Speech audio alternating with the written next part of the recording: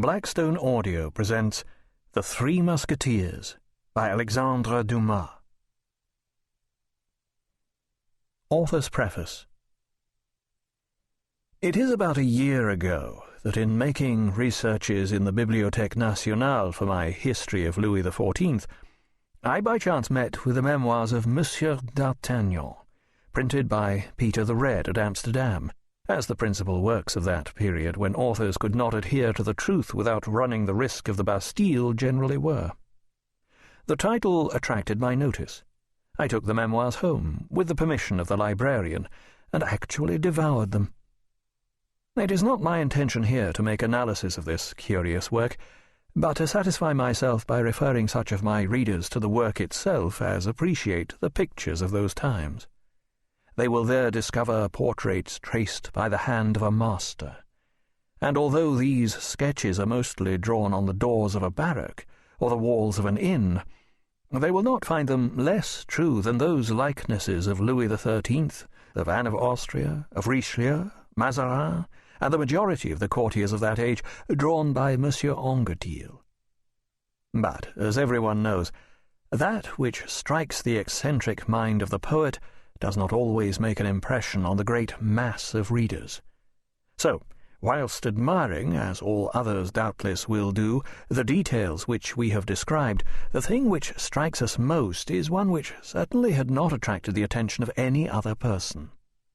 D'Artagnan relates that on his first visit to Monsieur de Treville, captain of the Royal Musketeers, he met 3 young men in the antechamber serving in the illustrious corps into which he solicited the honour of being admitted, and bearing the names of Athos, Porthos, and Aramis.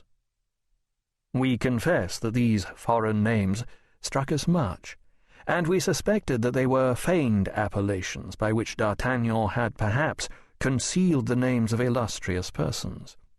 if perchance the bearers of them had not themselves chosen them when, through caprice, discontent, or lack of fortune, they had donned the simple coat of a musketeer. Therefore, we could not rest satisfied till we had found in contemporary literature some trace of the extraordinary titles which had so forcibly excited our curiosity. The mere catalogue of the books we read to gain this end would fill a whole chapter, which would perhaps be very instructive, but certainly far from amusing to our readers.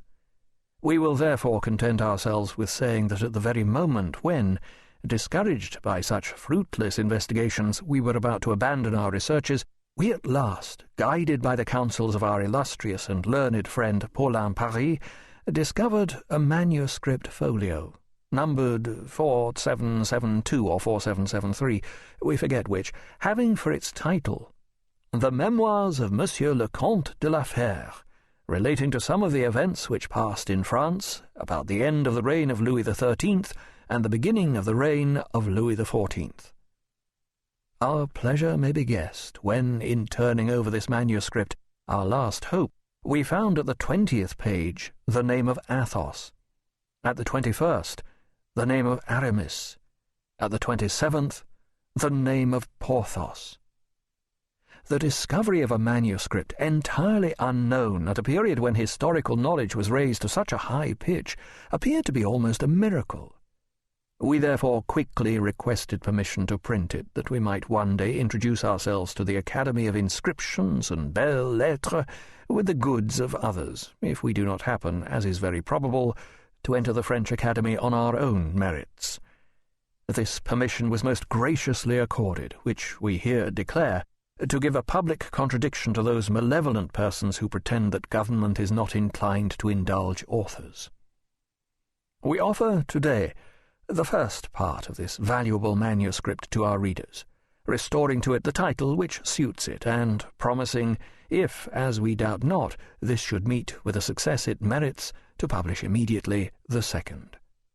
In the meantime, as the Godfather is a second father, we invite our readers to look to us, and not to the Comte de la Fère, for his amusement or his ennui.